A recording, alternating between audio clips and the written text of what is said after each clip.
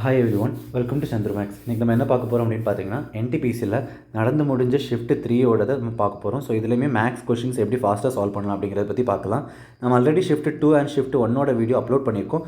So அதையுமே miss பண்ணிடாமல் பாருங்கள். நமக்கு என்டிபிசியோட யூஜி எக்ஸாம் வர இருக்குது. ஸோ ஆகஸ்ட் மந்த் வருது. ஸோ அது ப்ரிப்பேர் பண்ணுறீங்க அப்படின்னா இந்த ப்ரீவியஸ் கொஷின் சீரிஸ் ஃபுல்லாகவே நமக்கு எல்லாத்தையுமே சால்வ் பண்ணி பாருங்கள். ரொம்ப யூஸ்ஃபுல்லாக இருக்கும். ஏன்னா நமக்கு கொஷின்ஸ் எப்படியுமே ரிப்பீட் தான் ஆகும். ஸோ அதனால் என்டையர் த எக்ஸாம், அதாவது ஆர்ஆர்பி ஏஎல்பியிலேருந்து ஆரம்பித்து அப் டு குரூப் டி வரைக்குமே உங்களுக்கு பேட்டர்ன்லேருந்து கொஷின்ஸ் எல்லாமே சேமாக தான் இருக்கும். நம்பர்ஸ் மட்டும்தான் சேஞ்சஸ் மேக்ஸிமம் இருக்கும். ஸோ அதனால் எல்லா சீரீஸுமே மேக்ஸோட சீரீஸை மிஸ் பண்ணிடாமல் பாருங்கள். மேக்ஸிமம் நல்லா ஸ்கோர் பண்ணலாம். ஓகேவா? ஸோ ஃபஸ்ட் கொஷின் பார்க்கலாம். இந்த கொஷின் பார்த்தீங்கன்னா, what is the mean of the following distribution? அதாவது சராசரி என்ன, இந்த பட்டியலில் சராசரி என்ன அப்படின்னு கேட்டிருக்காங்க. ஸோ சராசரினா ஒன்றும் இல்லை, டைரெக்டாக ஆவரேஜ் தான். இதுக்கு ஒரு ஃபார்முலா இருக்குது. Average equal to total sum divide by total count. So அதாவது இப்போ டோட்டல் நம்பர் ஆஃப் ஸ்டூடெண்ட்ஸ் கொடுத்துருக்காங்க பார்த்தீங்களா, இது இன்ட்டு அவங்க எடுத்த மார்க். இதை மல்டிப்ளை பண்ணிங்கன்னா அவங்களோட டோட்டல் மார்க் கிடைக்கும். அதுமாதிரி எல்லாத்தையுமே இன்ட்டு பண்ணிங்க அப்படின்னா நமக்கு என்ன கிடைக்கும்? அவங்களோட டோட்டல் மார்க் அந்த பர்டிகுலர் ஸ்டூடெண்ட்ஸுக்கு கிடைக்கும். ஸோ அப்போ ஒவ்வொரு ஸ்டூடெண்ட்ஸ் எவ்வளோ மார்க் எடுத்திருந்தாங்க அப்படிங்கிறது எல்லாத்தையுமே ஆட் பண்ணிவிட்டு டிவைட் பை மொத்தம் எத்தனை நம்பர் ஆஃப் ஸ்டூடெண்ட்ஸ் இருக்காங்க, total mark divide by total students, எத்தனை ஸ்டூடெண்ட்ஸ் வந்திருக்காங்களோ டிவைட் பண்ணிங்க அப்படின்னா உங்களுக்கு ஆவரேஜுங்கிறது கிடச்சிரும். இதுக்கு வேற ஒரு மெத்தடும் இருக்குது. என்ன மெத்தட் அப்படின்னா, நமக்கு அதாவது இது சொல்லுவோம் பார்த்தீங்களா, 63, 62, 59 இந்த மாதிரி பெரிய நம்பர்ஸ் இருக்குது அப்படின்னா இதில் 3ல் எது காமனாக இருக்குது? அதாவது 60 இப்போ ஃபார் எக்ஸாம்பிள் காமனாக இருக்குது அப்படின்னா எனக்கு 60 விட இது எவ்வளோ அதிகமாக இருக்குது அப்படின்னா 3 அதிகமாக இருக்குது. ஸோ அதுமாதிரி இந்த நம்பர் பார்த்தீங்கன்னா 62 அப்படிங்கிறது 2 அதிகமாக இருக்குது. ஸோ இந்த மாதிரி நம்ம ஆவரேஜ் எடுத்தும் சால்வ் பண்ணலாம். பட் இந்த கொஷினில் பார்த்தீங்க அப்படின்னா நமக்கு அங்கே ஆவரேஜ் எடுத்தாலும் இங்கே பார்த்தீங்கன்னா பெரிய நம்பர்ஸ் தான் இருக்குது. 70, 69, 85 அப்படின்னு தான் இருக்குது. ஸோ இந்த கொஷினில் அந்த அப்ரோச்சுங்கிறது செட் ஆகாது. அதனால் நம்ம டேரெக்டாக ரெகுலர் மெத்தட் தான் இதில் ஃபாலோ பண்ணி ஆகணும். ஸோ ரெகுலர் மெத்தட் நமக்கு டேரெக்டாக என்ன பண்ணலாம் அப்படின்னா 63 × 19 plus 62 × 36 plus 60 × 59 plus 69 × 17 plus 85 × 70 divide by total number of students. So you divide by the total number of students. இது மொத்தமாக ஆட் பண்ணிங்கன்னா என்ன வரும்? 125 அடுத்து ஒரு 60. So 184 plus 17 plus 70. So add பண்ணிங்கன்னா உங்களுக்கு 261 அப்படிங்கிறது டோட்டல் நம்பர் ஆஃப் ஸ்டூடெண்ட்ஸ் இருந்திருப்பாங்க. இப்போ இதை எல்லாத்தையும் மல்டிப்ளை பண்ணுங்கள். என்ன ஆன்சர் வரும்? 63 × 19 ப்ளஸ் 62 × 36. இந்த மாதிரி எல்லாத்தையும் மல்டிப்ளை பண்ணிங்கன்னா உங்களுக்கு ஃபைனலி உங்களுக்கு என்ன ஆன்சர் வரும் அப்படிங்கிறது பார்த்துடலாம். 63 × 19. ஸோ 63 × 19 1197 வரும். ப்ளஸ் 62 × 36 இது பார்த்திங்கன்னா 2232 வந்திருக்கும். Plus 60 × 59. So 60 × 59 3540 plus 69 × 17 plus 69 × 17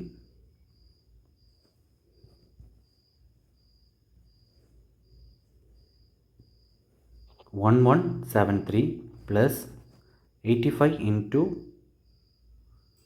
70. So answer will be 5950. So எல்லாத்தையும் மொத்தமாக ஆட் பண்ணிங்க அப்படின்னா உங்களுக்கு என்ன கிடச்சிருக்கும் அப்படின்னா 14092. இது டிவைட் பை 271 பண்ணுறீங்க அப்படின்னா உங்களுக்கு இது டோட்டலாக நீங்கள் கட் பண்ணிக்கோங்க. லாங் டிவிஷன் மெத்தடில் கட் பண்ணுறப்போ உங்களுக்கு எக்ஸாக்டாகவே 52 அப்படிங்கிறது வேல்யூ கிடச்சிரும். இதுதான் ஆக்சுவலி சிம்பிளாக இருக்கும். உங்களுக்கு லாங் டிவிஷனே பண்ணிவிடுங்க. ஓகேவா? ஸோ இந்த மாதிரி மீன் கேட்குறாங்க அப்படின்னாலே நிறைய சம்ஸ் உங்களுக்கு ஈஸியாக தான் இருக்கும். பட் இந்த டைம் நமக்கு என்ன பண்ணியிருக்காங்க அப்படின்னா கொஞ்சம் கேல்குலேட்டிவாக வச்சுருக்காங்க, அவ்வளோதான். சரியா? ஸோ நீங்கள் இது கஷ்டப்படாமல் அதை என்ன பண்ணணும் அப்படின்னா அடுத்த கொஸ்டின் போயிடலாமா இல்லை வந்து பார்த்துக்கலாம் அப்படிலாம் வைக்க வேணாம். டேரெக்டாக அப்ரோச் பண்ண ட்ரை பண்ணிவிடுங்க. உங்களுக்கு டைம் கம்மியாக தான் எடுத்துக்கும். நீங்கள் இது பண்ணலாமா வேணாமா அப்படிங்கிற யோசிக்கிற டைம் தான் உங்களுக்கு அதிகமாக இருக்கும். ஸோ அதனால் ஆசிலேஷன் இருக்க வேணாம். டேரெக்டாக சம் செய்யணும்னு அப்படியே செஞ்சுருங்க ஃப்ளோலே. ஓகேவா? ஸோ இந்த கொஸ்டின் பாருங்கள்.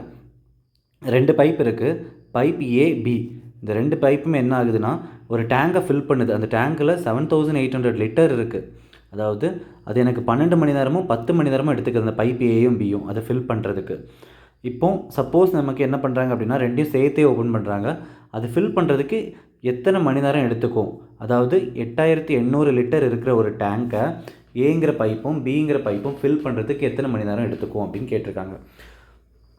ஸோ 7800 லிட்டர் இருக்கிற டேங்க்கை ஃபஸ்ட்டு ஃபில் பண்ணுது. கரெக்டாக நமக்கு ஆல்ரெடி ஒரு ஃபார்முலா இருக்குது. என்ன அப்படின்னா டைம் அண்ட் ஒர்க்கை பொறுத்தவரையில் எஃபிஷியன்சி இன்ட்டு டைம், அதுதான் உங்களுக்கு என்னவாக இருக்கும்னா டோட்டல் ஒர்க்காக இருக்கும்.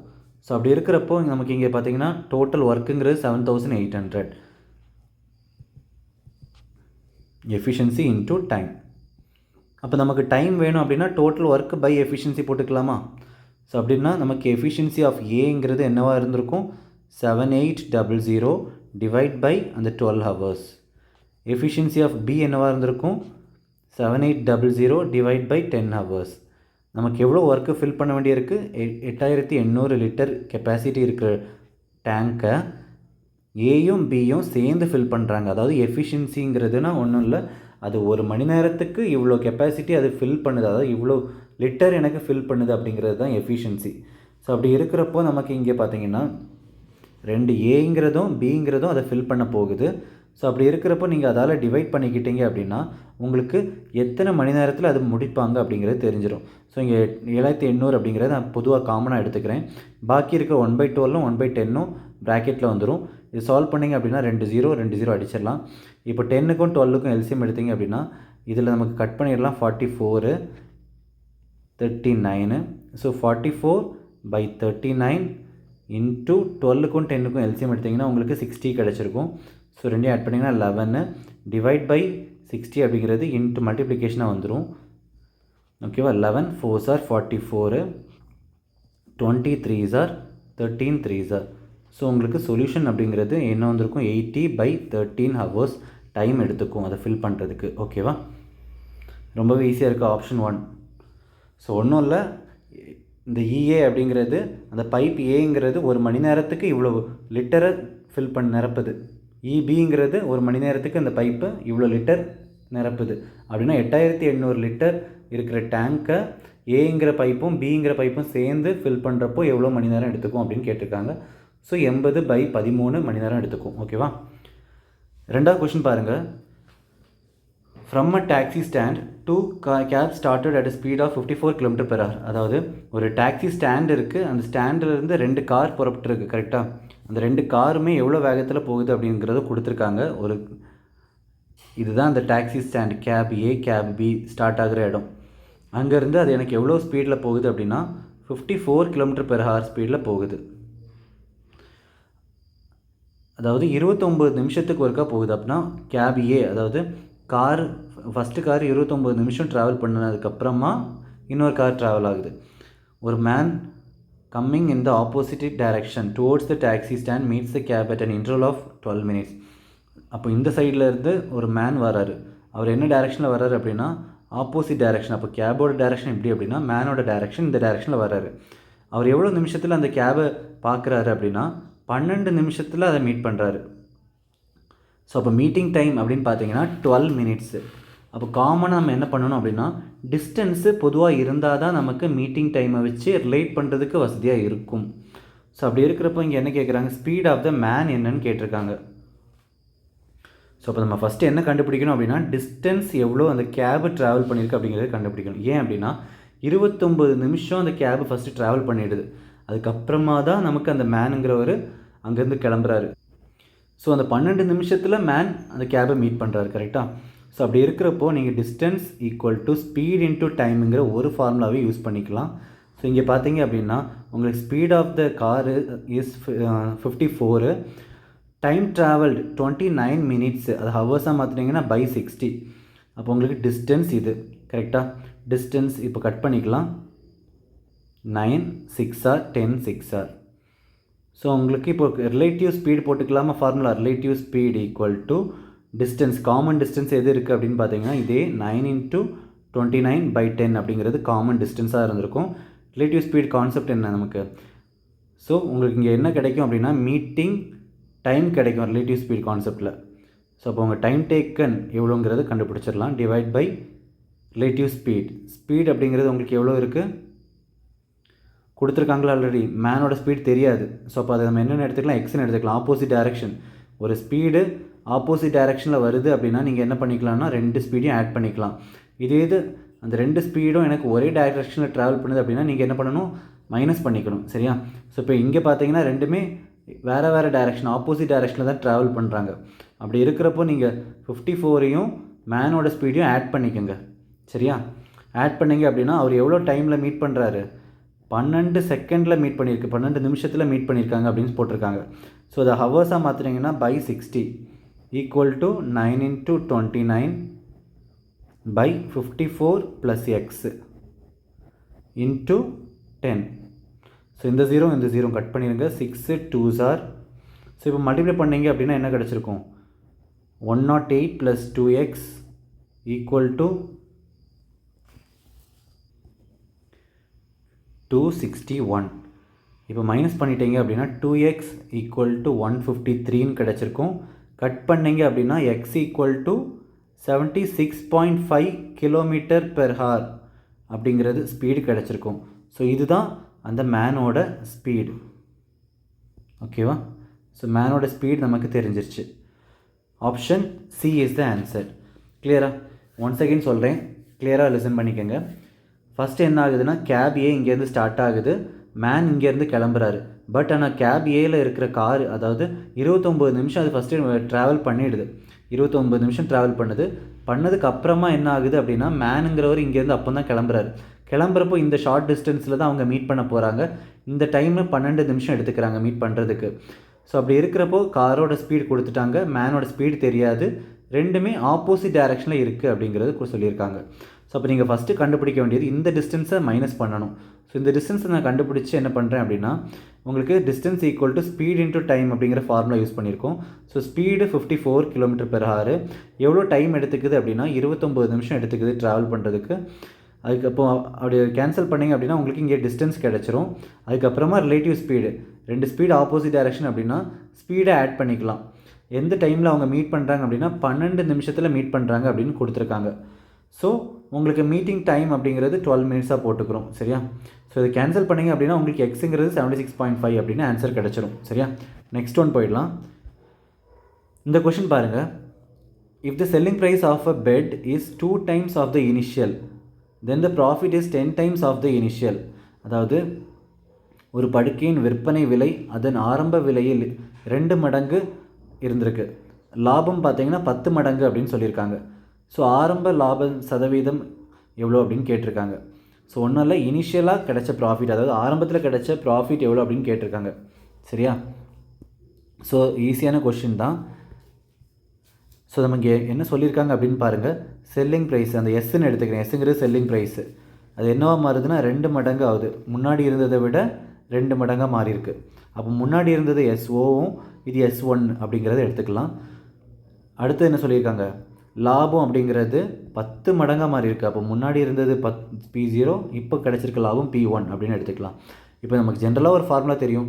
ப்ராஃபிட் எதில் பார்ப்போம், selling price minus cost price equal to profit. இந்த ஒரு ஃபார்முலா இருக்குது பார்த்தீங்களா, இதே யூஸ் பண்ணிக்கலாம். ஸோ நமக்கு இப்போ கிடைக்கிற ப்ராஃபிட் பார்த்திங்கன்னா 2 மடங்காக கிடச்சிருக்கு. 2S0 மைனஸ் காஸ்ட் ப்ரைஸ் ஒன்றா தான் இருந்திருக்கு ஈக்குவல் டு லாபம் பார்த்திங்கன்னா 10P0 அப்படின்னு கிடச்சிருக்கு.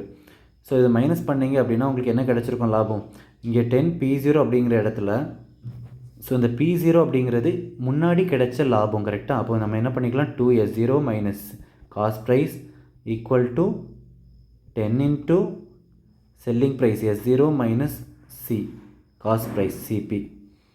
ஸோ இப்போ மைனஸ் பண்ணிட்டீங்க அப்படின்னா உங்களுக்கு என்ன கிடச்சிருக்கும், 8S0 which is equal to இந்த 10 மைனஸ் 10P அந்த சைடு போகிறப்ப என்ன ஆகும், ப்ளஸ்ஸாக மாறுமா? ஸோ ப்ளஸ்ஸாக மாறிச்சுன்னா இங்கே 9 காஸ்ட் ப்ரைஸ் அப்படின்னு கிடச்சிருக்கும். ஸோ அப்போ selling price by cost price அப்படிங்கிற ரேஷியோ உங்களுக்கு என்னவா கிடச்சிருக்கும், 9/8ன்னு கிடச்சிருக்கும். ஸோ 9/8ன்னு கிடைக்கிது அப்படின்னா உங்களுக்கு இதில் எவ்வளோ லாபம் வந்திருக்கு, ஒரு பார்ட் லாபம் வந்திருக்கு out of 8 cost price into 100 போட்டிங்க அப்படின்னா உங்களுக்கு என்ன கிடச்சிருக்கும்னா 12.5% அப்படிங்கிறது ப்ராஃபிட்டாக கிடச்சிருக்கும். சரியா? ஸோ அவ்வளோதான் ஆன்சர் சொல்லியிருக்காங்க. கொடுத்துருக்க டேட்டாவை அப்படியே ரீட் பண்ணிவிட்டு ஒரு இக்குவேஷன் மட்டும் எழுத தெரிஞ்சிருச்சு அப்படின்னா ஆன்சரை அடுத்த ஸ்டெப் பை ஸ்டெப்பாக கொண்டு வந்துடலாம். சரியா? இந்த கொஷின் பாருங்கள். ratio of two numbers 17:6. Product of their LCM and HCF is 102. Sum of the reciprocal of LCM and HCF என்ன அப்படின்னு கேட்டிருக்காங்க. இரண்டு எண்ணின் விகிதம் 17:6 ஆகவும் ஸோ அவற்றின் மீப்போமா மற்றும் மீப்போவா இன் பெருக்கல் பலன் 102 ஆகவும் இருந்தால் எல்சிஎம் மற்றும் ஹெச்சிஎஃப்பின் தலைகீழின் கூட்டுதல் எவ்வளோ அப்படின்னு கேட்டிருக்காங்க. சரியா? ஸோ அப்போ ரொம்பவே ஈஸி தான் இது. நமக்கு ஒரு ஃபார்முலா ஆல்ரெடி சொல்லியிருக்கோம், ஞாபகம் இருக்கா? LCM into HCF equal to product of ரெண்டு நம்பரை பெருக்குனீங்க அப்படின்னா எனக்கு என்ன கிடைக்கணும்? எல்சிஎம் இன்ட்டு ஹெச்சிஎஃப் அப்படின்னு சொல்லியிருக்கோம். ஸோ இங்கே எல்சிஎம் அப்படிங்கிறது 102 கரெக்டாக. Product of LCM and HCF தான் கொடுத்துருக்காங்க. ரெண்டும் பெருக்குனா 102. அதே இது நம்பர் 1 நம்பர் 2 இதில் என்ன ஆயிருக்கும் அப்படின்னா நம்பர் 1லேயும் நம்பர் 2லேயும் எனக்கு யார் இருந்திருப்பாங்க? பொதுவாக ஹெச்சிஎஃப் அப்படிங்கிற ஒருத்தங்க இருந்திருப்பாங்களா? அதை ரேஷியோ எடுக்கிறப்போ உங்களுக்கு அவங்க கேன்சல் ஆகிருப்பாங்க. ஸோ அப்படி இருக்கிறப்ப நம்ம என்ன பண்ணணும்னா அதே 17x6 போட்டிங்கன்னா அந்த ரெண்டு இடத்துலையுமே எனக்கு ஹெச்சிஎஃப் அப்படிங்கிறது 2 முறை இருந்திருக்கும். அது மல்டிப்ளை பண்ணிங்கன்னா உங்களுக்கு அது ஸ்கொயராக இருந்திருக்கும். சரியா? ஸோ இப்போ ஒன்றும் இல்லை, இப்போ டேரெக்டாக இதை கட் பண்ணணும். ஓகேவா? ஸோ கட் பண்ணிங்க அப்படின்னா உங்களுக்கு என்ன கிடச்சிரும்? ஹெச்சிஎஃப் கிடச்சிரும். ஸோ இங்கே 17x6 போட்டிங்கனாலே உங்களுக்கு என்ன வந்துடும்? 102 வந்துடும். அப்போ டேரெக்டாக என்ன ஆகுது? கட் ஆகிடுது, 1 தான் வருது. அப்போ ஹெச்சிஎஃப்ங்கிறது 1. ஹெச்சிஎஃப் 1னா அவங்க என்ன சொல்கிறாங்கன்னு பாருங்கள், ரெசிப்ரோக்கல், அதாவது அதுக்கு தலைகீழ் எடுக்கணும். அதாவது 1/HCF 1, 1/LCM 102, இது ரெண்டையும் கூட்டினீங்கன்னு என்ன வருதுன்னு பாருங்கள், 103/102. இதுதான் ஆன்சர். அவ்வளோதான் அவங்க சொல்கிறாங்க. சரியா? ஸோ சிம்பிளாக முடிஞ்சிருச்சு பார்த்தீங்களா? ஸோ எக்ஸாம்லேயும் ஃபாஸ்ட்டாக ஆன்சர் பண்ணணும், இந்த மாதிரி போட்டுருங்க. ஓகேவா? சரி, இந்த கொஷின் பாருங்கள். Which of the following ratios is greater? கொடுத்துருக்க கொஷினில் எனக்கு எந்த ரேஷியோ அதிகமாக இருக்குது அப்படின்னு கேட்டிருக்காங்க. பின்வரும் விகிதங்களில் எது மிகப்பெரியது, எந்த இது மிக பெருசு, அதாவது அப்படி கேட்டிருக்காங்க. ஸோ இருந்து நம்ம என்ன பண்ண முடியாது?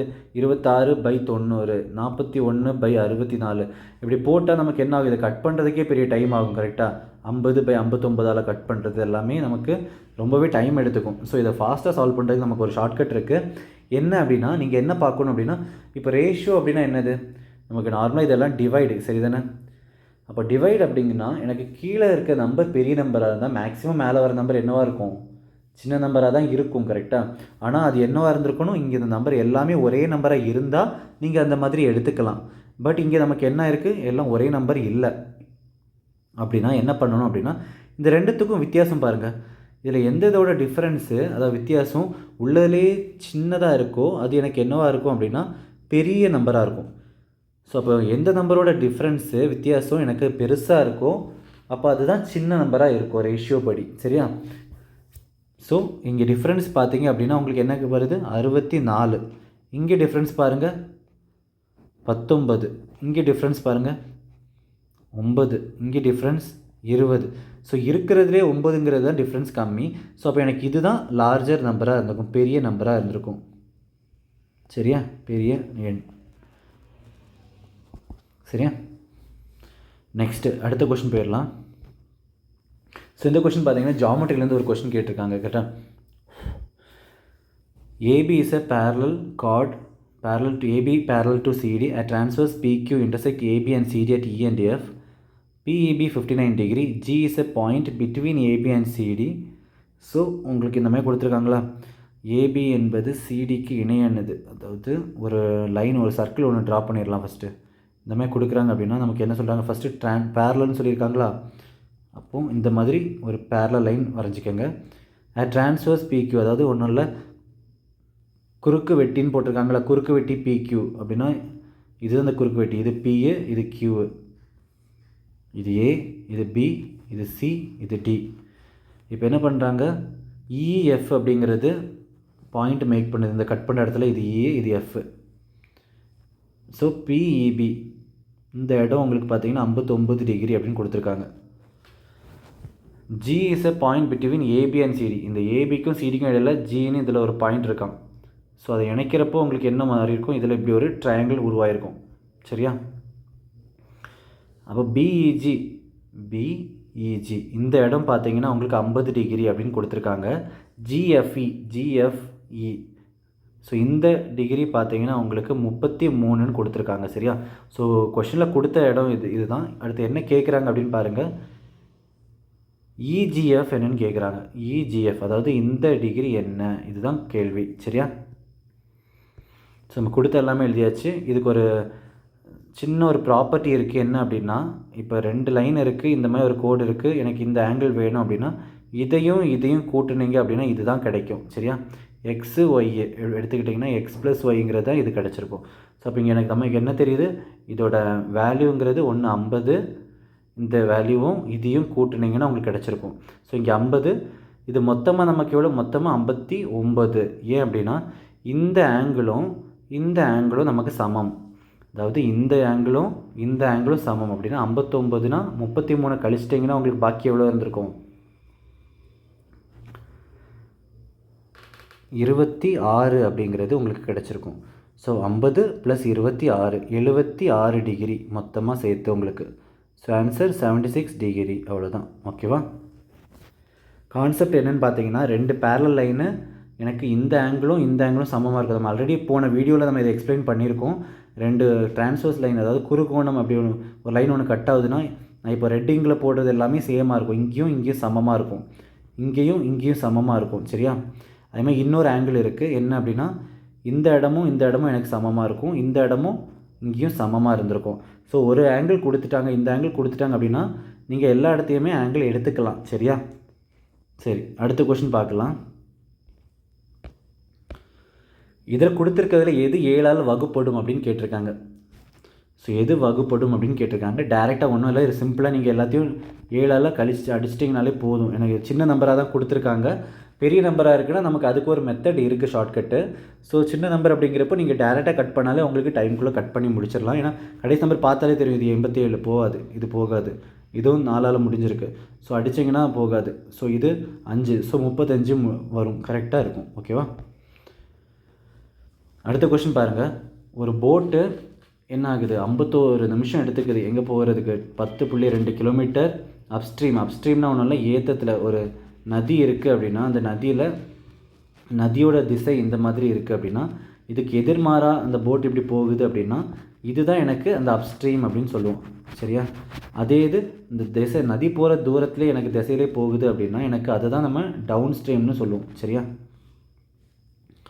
ஸோ அப்போ இங்கே கொடுத்துருக்க டேட்டா படி பார்த்தீங்க அப்படின்னா, ஒரு படகு நீரோட்டத்தின் எதிர் திசையில் 10.2 பயணிக்க 51 நிமிடம் எடுத்துக்கிறது. ஸோ அதோட ரேஷியோ பார்த்திங்கன்னா boat in still water to the stream, அதாவது போட்டோட ஸ்பீடும் அந்த நதியோட ஸ்பீடும் 7/6 ரேஷியோவில் இருக்குது. சரியா?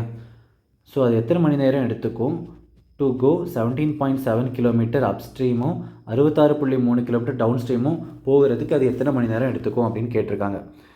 ஸோ டைரெக்டாக நம்ம எப்படி போட்டுக்கலாம்,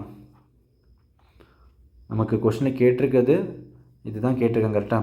ஸோ அப்போ நமக்கு ஃபஸ்ட்டு நம்ம பார்க்க போகிறது 10.2 கிலோமீட்டர் அப்ஸ்ட்ரீம் அப்படின்னா, அப்ஸ்ட்ரீம்னால் நமக்கு என்ன ஆகும்னா போட்டோட ஸ்பீடும் ஸ்ட்ரீமோட ஸ்பீடும் மைனஸ் ஆகும். ஏன் அப்படின்னா அப்ஸ்ட்ரீம்னால் நீங்கள் எதிர்மாறாக போகிறப்போ உங்கள் நதியோட வேகம் உங்கள் போட்டை புஷ் பண்ணுறப்போ என்ன ஆகும்னா ஸ்பீடு குறையும். ஸோ ஸ்பீடு குறையிறதுங்கிறதுனால நம்ம அதோட வேகத்தை கழிச்சிக்கிறோம். இதே இது நீங்கள் டவுன் ஸ்ட்ரீம் அப்படின்னா ஒன்றால் கீழே பார்த்து போகிற, அதாவது நதி போகிற திசையில் போகிறப்போ உங்களுக்கு அது ஸ்பீடு இழுத்துட்டு போகும். ஸோ அதனால் அதோடய ஸ்பீடை நம்ம கூட்டிக்கிறோம். சரியா? ஸோ 10.2 கிலோமீட்டர் அப்ஸ்ட்ரீமில் போகிறப்போ நமக்கு என்னவாக இருந்திருக்கும், எவ்வளோ நேரம் எடுக்குது அப்படின்னா 51 நிமிஷம் எடுக்குது. ஸோ இதை அடிச்சிங்க அப்படின்னா உங்களுக்கு என்ன கிடச்சிருக்கும், ஈக்குவல் டு ஸ்பீடு, இது டிஸ்டன்ஸு பை டைம் அப்படின்னா நமக்கு வேகம் கிடைக்கும், ஸ்பீடு கிடச்சிருக்கும். எதோட ஸ்பீடு அப்படின்னா போட்டோட ஸ்பீடு மைனஸ் ஸ்ட்ரீமோட ஸ்பீடு அப்படிங்கிறது கிடச்சிருக்கும். இது பார்த்திங்கன்னா 2 மடங்கு கரெக்டாக இருக்குது. ரைட்டா? ஸோ 0.2. ஸோ இதுக்கப்புறமா இங்கே 51 அப்படிங்கிறது நிமிடத்தில் இருக்குது. ஸோ போட்டோட ஸ்பீட் மைனஸ் ஸ்ட்ரீமோட ஸ்பீட் அப்படிங்கிறது 0.2 மினிட்ஸை ஹவர்ஸாக மாற்ற போகிறோம். சரியா? ஸோ அப்போ என்ன பண்ணுவீங்க, பை 16 வந்திருக்கும். So 0.2 correct. ஸோ உங்களுக்கு இங்கே நமக்கு மணி நேரம் அப்படிங்கிறத ஹவர்ஸாக மாற்றினீங்கன்னா பை 60 அப்படின்னு வந்திருக்கும். அது மேலே வரும்போது மல்டிப்ளை ஆகிருக்கும், 0.2 × 60 ஈக்குவல் டு உங்களுக்கு 12. சரியா? ஸோ 12 மணி நேரம் ஆகிருக்கும், 12 ஸ்பீடு. சரியா? ஸோ ஸ்பீடு ரெண்டையும் கழிச்சிங்க அப்படின்னா உங்களுக்கு 12ன்னு கிடச்சிருக்கும். ஸோ இப்போ நம்ம கொஷனில் கேட்டிருக்கிறது பார்க்கலாம். 17.7 கிலோமீட்டர் அப்ஸ்ட்ரீமில் போகணும், கரெக்டாக? 17.7 கிலோமீட்டர் அப்ஸ்ட்ரீம் அப்படின்னா அதோட வேகம் 12 plus 66.3 kilometre downstream. So கீழே பார்த்து போகிறப்போ உங்களுக்கு என்ன வந்திருக்கு, இந்த ரெண்டுமே என்ன ஆகுது, ஆட் ஆகுது. 13 இன்ட்டு எக்ஸு. எக்ஸ் அப்படின்னா உங்களுக்கு இதில் காமனாக ரெண்டு இடத்துலையுமே எக்ஸுங்கிற நம்பர் கட் ஆகிருக்கும், கேன்சல் ஆகிருக்கும். அந்த எக்ஸ் அப்படிங்கிறது தான் உங்களுக்கு இங்கே நமக்கு என்ன வருது, 12. ஏன் அப்படின்னா இங்கே நமக்கு 7யும் 6யும் கழிச்சிங்கன்னா b மைனஸ் எக்ஸில் 1x தான் வந்திருக்கும். அந்த எக்ஸ் அப்படிங்கிறது தான் 12, அதனால தான் இங்கே 1x 12ன்னு போட்டிருக்கோம். இங்கே நமக்கு 13 இன்ட்டு 12. இப்போ நம்ம என்ன போகிறோம்னா, இங்கே ரெண்டு இடத்துலையுமே பாயிண்ட் இருக்கா, புள்ளி, அது தூக்குறதுக்காக நம்ம என்ன பண்ண போகிறோம்னா இன்ட்டு 10/10 பண்ண போகிறோம். ஸோ இன்ட்டு 10/10 பண்ணுறப்போ இங்கேயும் மட்டும் by 10 வந்திருக்கும். அந்த பாயிண்ட்டு அப்படியே ரிமூவ் ஆகிருக்கும், சரியா? இந்த பாயிண்ட்டு மட்டும் ரிமூவ் ஆகிருக்கும். அப்போ 663 கிடச்சிருக்கும். ஸோ இந்த நம்பருமே பார்க்குறதுக்கு பெரிய நம்பராக தெரியலாம், ஆனால் இது டேரெக்டாக எல்லாமே கட் ஆகிற மாதிரி தான் கொடுப்பாங்க எப்போவுமே நமக்கு, சரியா? ஸோ கட் ஆகிரும் அப்படின்னு சொல்லியிருக்கோம். ஸோ அப்போ 13 டேரெக்டாக அடித்து பார்ப்போம். 13 இன்ட்டு எத்தனை டைம்ஸ் போகும், 5 போட்டிங்கன்னா 65, ஒரு டைம் 13, கரெக்டாக வந்துருச்சு, கட் ஆகிடுச்சு, பார்த்தீங்களா? இப்போ நமக்கு டேரெக்டாக எல்லாத்தையும் ஆட் பண்ணிக்கலாம். டினாமினேட்டர் பாருங்கள், 12 10 12 10 12 10. அப்போ நம்ம என்ன பண்ணிக்கலாம், டேரெக்டாக எல்லாத்தையும் கூட்டிக்கலாம். கூட்டினீங்க அப்படின்னா உங்களுக்கு என்ன கிடச்சிருக்கும், ஸோ கூட்டினீங்க அப்படின்னா 228/10 × 12 அப்படின்னு இருந்திருக்கும். ஸோ 12ஆல் மட்டுமே அடிங்க, 12ஆல் மட்டும் அடிச்சிங்கன்னா உங்களுக்கு என்ன கிடச்சிருக்கும், டேரெக்டாகவே ஒரு டைம் 12, பாக்கி பார்த்தீங்கன்னா 9 டைம் போகுது. ஸோ இப்போ 19/10 இருக்குது. அப்போ 1.9 அப்படிங்கிறது உங்களுக்கு ஆன்சராக கிடச்சிருக்கும்.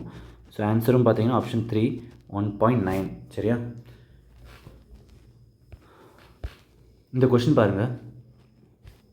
ஒரு ஆர்டிக்கிள் வாஸ் பாட் அட் 1300 வாங்கியிருக்காங்க. அதில் மார்க்கப் ப்ரைஸ் அப்படிங்கிறது 35% அப்படின்னு கொடுத்துருக்காங்க. So therefore it was sold at a discount 20% on the mark price. அதுக்கப்புறமா என்ன பண்ணியிருக்காங்க அப்படின்னா 20% தள்ளுபடி பண்ணியிருக்காங்க. அப்போ ப்ராஃபிட் என்னவாக இருந்திருக்கும் அப்படின்னு கேட்டிருக்காங்க. ஸோ ஒரு பொருள் 1300க்கு வாங்கப்பட்டது, மேலும் அதன் விலையானது 35 வரை உயர்த்தப்பட்டு குறைக்கப்பட்டது. அதாவது அதன் பிறகு 20% தள்ளுபடி பண்ணியிருக்காங்க. ஸோ தள்ளுபடி பண்ணதுக்கப்புறமா லாபம் எவ்வளோ அப்படின்னு கேட்டிருக்காங்க. ஸோ லாபம் அப்படிங்கிறது ஈஸியாகவே பார்த்துக்கலாம். நமக்கு இங்கே 1300 அப்படிங்கிறது வாங்கின விலை, கரெக்டாக வாங்கின விலையில் எவ்வளோ ஏற்றிருக்காங்க, 35% ஏற்றிருக்காங்க. அப்படின்னா 35% உங்களுக்கு ஃப்ராக்ஷன் வேல்யூ என்ன வந்திருக்கும், 7/20 அப்படின்னு வந்திருக்கும். அப்போ 7/20னா 20ல் 7 கூட்டியிருக்காங்க. அப்போ இது 27/20. அதுக்கப்புறமா கூட்டின இது தான் மார்க் ப்ரைஸு. இப்போ இதில் என்ன பண்ணுறாங்க அப்படின்னா 20% தள்ளுபடி பண்ணுறாங்க. இதோட ஃப்ராக்ஷன் வேல்யூ, அதாவது 1/5 அப்படிங்கிறது இதோட ஃப்ராக்ஷன் வேல்யூ.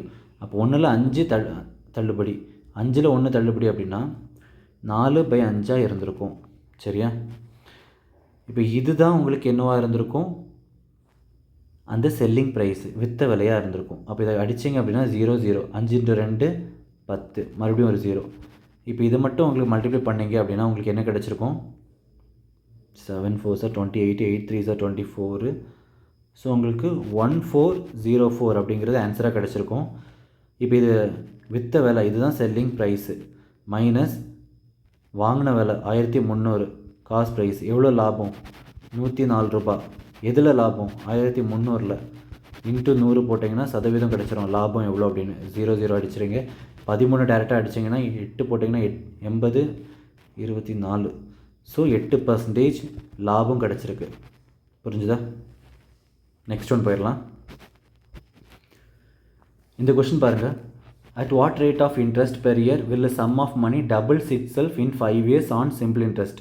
ஒரு தொகையானது 5 ஆண்டுகளில் தனி வட்டி விகிதத்தை இரட்டிப்பாகும் எனில் ஆண்டுக்கான வட்டி விகிதம் என்ன அப்படின்னு கேட்டிருக்காங்க. ஸோ ஒரு ஃபார்முலா இருக்குது, simple interest equal to PNR/100.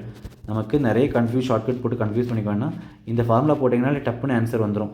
ஏன் அப்படின்னா நமக்கு இங்கே என்ன போட்டிருக்காங்க, sum of money doubles itself, அதாவது 2 மடங்காக மாறுது. அப்படின்னா உங்களுக்கு ஒரு அமௌண்ட் ஈக்குவல் டு பிரின்சிபல்லையும் இன்ட்ரெஸ்ட்டையும் ஆட் பண்ணால் அமௌண்ட்டா, இந்த அமௌண்ட்டு தான் 2 மடங்காக மாறுது அப்படின்னா 2p. இப்போ இந்த ஒரு p மைனஸ் ஆச்சுன்னா உங்களுக்கு இன்ட்ரெஸ்ட் என்னவாக இருந்திருக்கும், இந்த இன்ட்ரெஸ்ட் அப்படிங்கிறது ஒன்றா தான் இருந்திருக்கும். ஸோ அப்போ P equal to interest, simple interest PA, principal number of years 5 வருஷம், எத்தனை ரேட்டில் இருந்தால் அது எனக்கு டபுளாக மாறி இருக்கும் அப்படின்னு கேட்டுக்கோங்க. ஸோ இதையும் அடிச்சிருவீங்க, 5 அடிச்சுன்னா 20. ஸோ ரேட் ஆஃப் இன்ட்ரெஸ்ட் பார்த்தீங்கன்னா 20% இருந்திருக்கு. சரியா? அடுத்த கொஸ்டின் பாருங்கள், சிம்பிளிஃபை தான். ஸோ நம்ம கொஸ்டின் பார்க்கறதுக்கு பெருசாக இருக்கலாம், ஆனால் ஆன்சர் ரொம்பவே ஈஸியாக இருக்கும். ஏன் அப்படின்னு சொல்கிறேன் பார்த்துருங்க.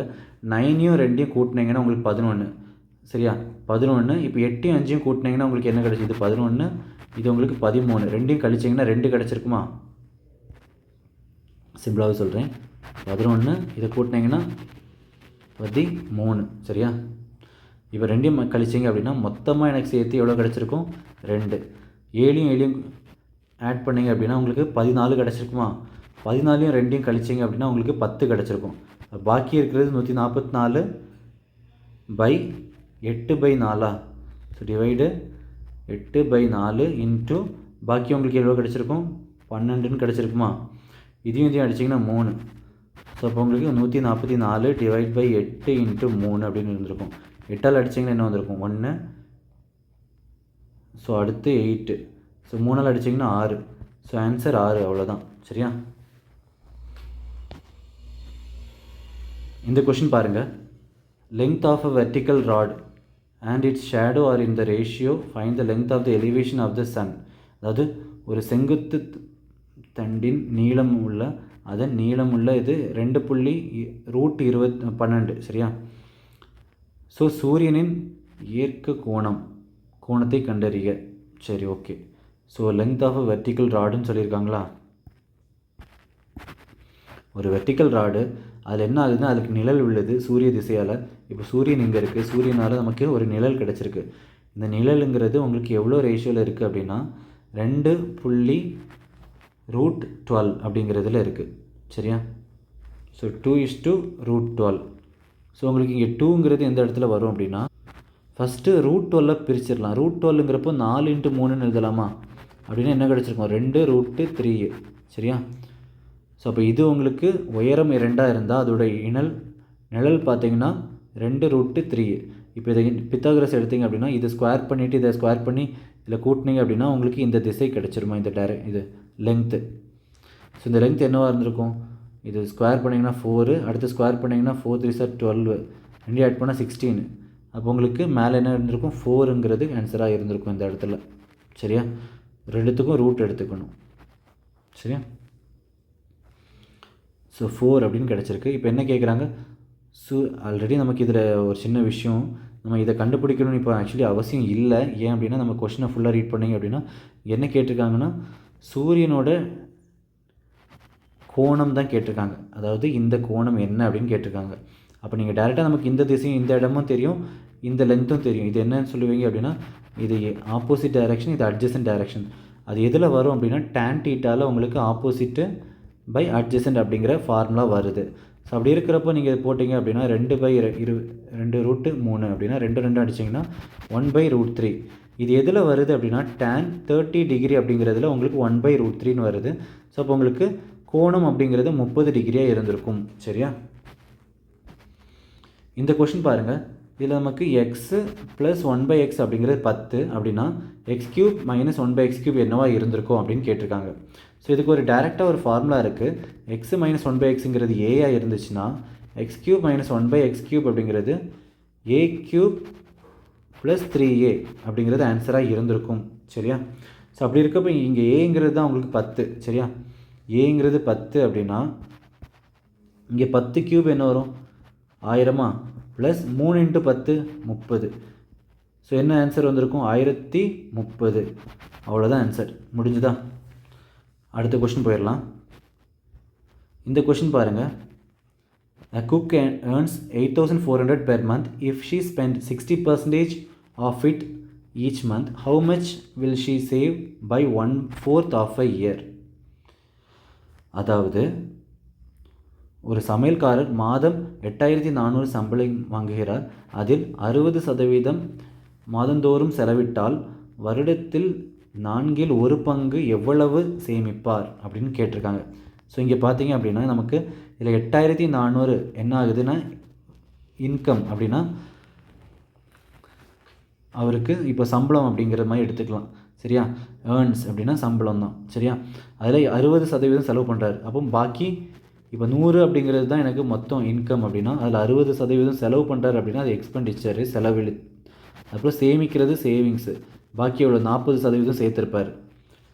ஸோ இப்போ 40% சேர்த்துருப்பார். அவர் என்ன கேட்குறாங்க அப்படின்னா 1/4 ஆஃப் இயர், ஒரு வருஷத்துக்கு 12 மாதம் அப்படின்னா அதில் 1/4 அப்படின்னா கழிச்சிங்கன்னா என்ன வந்திருக்கும், 3 மாதம் எவ்வளோ சேர்த்துருப்பார் அப்படின்னு கேட்டிருக்காங்க. ஸோ ஃபஸ்ட்டு ஒரு மாதம் எவ்வளோன்னு பார்த்துடலாம். 40% பார்க்கணும். இதில் 8400ல் 40% எவ்வளோன்னு பார்த்துட்டு அதுக்கு இன்ட்டு 3 போட்டிங்கன்னா உங்களுக்கு 3 மாதம் எவ்வளோ சேர்த்துருப்பார் அப்படின்னு தெரிஞ்சிடும். 2020 இப்போ மொத்தமாக மல்டிப்ளை பண்ணுங்கள். 84 × 4 320. ஸோ 336 × 3 336 × 3 போட்டிங்கன்னா 900. ஒரு 36 × 3னா 108. ஸோ 1008 ஒரு 0. ஆன்சர் இவ்வளோ தான். சரியா?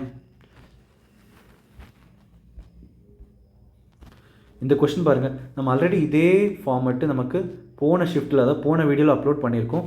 ஸோ அப்போ என்ன ஆகுது அப்படின்னா, நமக்கு போன தடவை கேட்டு அப்படியே அதே கொஷின் இங்கே கேட்டிருக்காங்க. சரியா? ஸோ இந்த கொஷினில் நமக்கு போன ஷிஃப்ட்டில் என்ன இருந்து அப்படின்னா, கொஷின் நமக்கு தப்பாக இருந்துச்சு. ஸோ இந்த கொஷின் எப்படி இருக்குது அப்படின்னு பார்த்துடலாம்.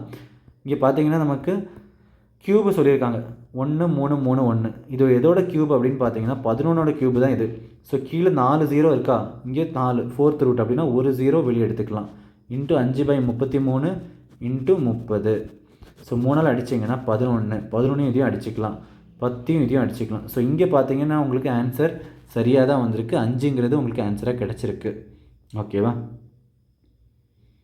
ஸோ இந்த தடவை நமக்கு இதில் கரெக்டாக தான் கேட்டிருக்காங்க. போன ஷிஃப்ட்டில் நமக்கு கொஷின் எரராக இருந்துச்சு. ஸோ இந்த இதில் கரெக்டாக தான் இருந்திருக்கு. சரியா? அடுத்த கொஷின் போயிடலாம். இந்த கொஷின் பாருங்கள். Akshat invest 90,625 at 8% per annum for 1 year at compound interest, compounded half early. The amount received by him is dash. அரையாண்டுக்கு ஒரு முறை கூட்டப்பட்டு, அதாவது ஒன்றும் இல்லை, ஆகாஷ் இன்வெஸ்ட் அப்படின்னா ஒரு முதல் வைக்கிறாரு. ஓகேவா? ஒரு பேங்க்கில் இப்போ ஒரு அமௌண்ட்டு போடுறாரு அப்படின்னா அதில் 8% வட்டி வச்சுருக்காங்க. ஒரு வருஷத்துக்கு போட்டிருக்காரு. அதுவும் காம்பவுண்ட் இன்ட்ரெஸ்ட்டு. சரியா? ஸோ கூட்டு வட்டி போட்டிருக்காங்க. கூட்டு வட்டி அடிப்படையில் ஒரு வருஷம் போட்டிருக்காங்க. அது எந்த பேசிஸில் எடுக்காங்க அப்படின்னா, அதாவது எந்த தவணை அப்படின்னா அரை மாதம். ஓகேவா? ஒவ்வொரு அரை மாதம் அப்படின்னா 6 மாதத்துக்கு ஒருக்கா வட்டி போடுற மாதிரி கணக்கில் எடுத்திருக்காங்க. ஸோ அப்படி இருக்கிறப்போ உங்களுக்கு என்ன ஆகும் அப்படின்னா, இந்த 8% ஒரு வருஷத்துக்கு அப்படின்னா அது உங்களுக்கு 6 மாதமாக மாறுறப்போ இது பர்சன்டேஜும் 4% அப்படிங்கிறது மாறி இருக்கும். 4% 6 மாதத்துக்கு. ஸோ அப்போ 4% அப்படிங்கிறதோட ஃப்ராக்ஷன் வேல்யூ என்னவாக இருந்திருக்கும்? 4% அப்படின்னா 1/25 இருந்திருக்கும். இதில் 25ங்கிறது முதல் பிரின்சிபல் அப்படின்னா 26ங்கிறது தொகை, மொத்த தொகை அப்படி அமௌண்ட்டாக இருந்திருக்கும். ஸோ அப்போ இதுக்கு ஒரு ஷார்ட்டாக ஒரு ஃபார்முலா இருக்குது. என்ன அப்படின்னா, ஒரு 25 எத்தனை வருஷம்?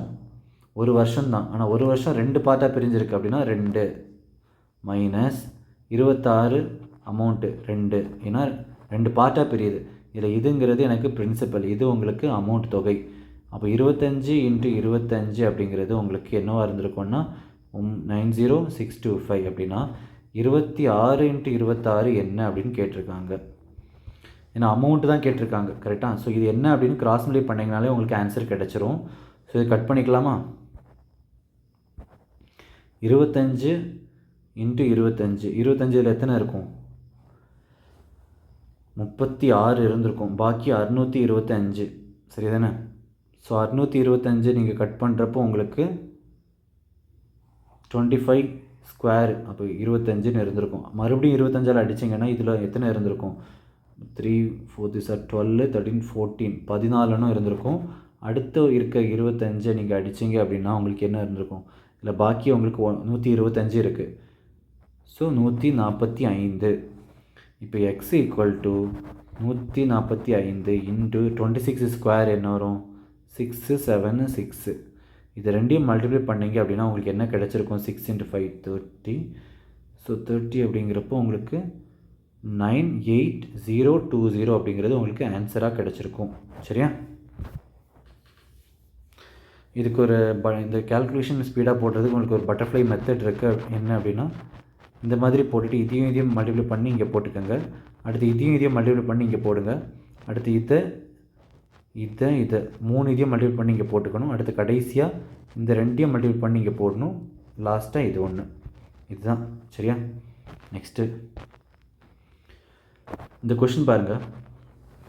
Robin and Varun together can paint a hall in 6 days. Robin alone can paint it in 42 days. In how many days can Varun alone paint it? அதாவது ராபின் வருண் 2 பேர் இருக்காங்க. அந்த 2 பேர் என்ன பண்ணுறாங்க அப்படின்னா ஒரு ஹாலை பெயிண்ட் பண்ணுறாங்க சரியா. ஒரு அறைன்னு கூட வச்சுக்கலாம். 6 நாள் எடுத்துக்கிறாங்க. ராபின்ங்கிறவர் 42 நாள் எடுத்துக்கிறாங்க. ஸோ இப்போ வருணுங்கிறவங்க தனியாக செஞ்சுருந்தால் எத்தனை நாள் எடுத்துப்பாங்க அப்படின்னு கேட்டிருக்காங்க. ஸோ இப்போ என்ன பண்ணிக்கலாம், ராபின்னு வருண். ஸோ ராபின் வருண் 2 பேரும் சேர்ந்து எத்தனை நாள் எடுத்துக்கிறாங்க, 6 நாள். அடுத்து ராபின் மட்டும் எடுத்துக்கிற நாள் 42. 2த்துக்கும் எல்சிஎம் எடுத்திங்கன்னா 42 தான் வந்திருக்கும். இது என்ன பண்ணால் 42 ஆயிருக்கும் இன்ட்டு 7. இதுதான் அவங்களோட எஃபிஷியன்சியாக இருந்திருக்கும். அப்போ இது 1, இது அவங்களோட எஃபிஷியன்சி. ஸோ ஆர்ஓ அப்படிங்கிறவரோட எஃபிஷியன்சி 1னா இங்கே 1 அப்படின்னா ராபின் விஏ வருணோடது எவ்வளோவா இருந்திருக்கும், இங்கே 7 இருக்குது அப்படின்னா 6ஆக இருந்திருக்கும் சரியா. இப்போ வருண் மட்டும் அந்த வேலையை செய்கிற வேலை 42 வேலையை செய்கிறாரு வருண் அதாவது ஒரு மணி நேரத்துக்கு 6ங்கிறது அவருடைய எஃபிஷியன்சியாக இருக்குது அப்படின்னா ஒரு நாளைக்கு இதை அடிச்சிங்க அப்படின்னா 7 நாளில் அந்த வேலையை முடிச்சிருப்பார் வருண் சரியா. 7 அவ்வளோதான். இந்த கொஷின் பாருங்கள். குரூப் ஆஃப் பீப்புள் கன்சிஸ்ட் சரி. ஸோ நம்ம 19வது கொஸ்டின்லேருந்து அப்படியே அடுத்த வீடியோவில் நம்ம கண்டினியூஸாக கொடுக்க போகிறோம். ஸோ நமக்கு இதுவே பார்த்தீங்கன்னா 40 நிமிஷம் ஆயிடுச்சு. ஸோ உங்களுக்குமே ஒரு சின்ன பிரேக் தேவைப்பட்டிருக்கும். ஸோ லைட்டாக ஒரு பிரேக் எடுத்துக்கோங்க. நம்ம நெக்ஸ்ட் வீடியோ உடனே கண்டினியூ பண்ணுறோம் ஓகேவா. ஸோ அடுத்த ஷிஃப்ட்டோடதையுமே சேர்த்து எடுத்துகிட்டு வந்திருக்கோம். ஸோ ஷிஃப்ட்டு அதாவது அடுத்த நாள் நடந்த ஃபஸ்ட்டு ஷிஃப்ட்டோட கொஷின்ஸுமே நம்ம எடுத்துகிட்டு வரோம். ஸோ அதுலேயுமே உங்களுக்கு மேக்ஸோட இது ஃபுல்லாகவே நம்ம கிளியர் பண்ணிடலாம் சரியா. So thank you.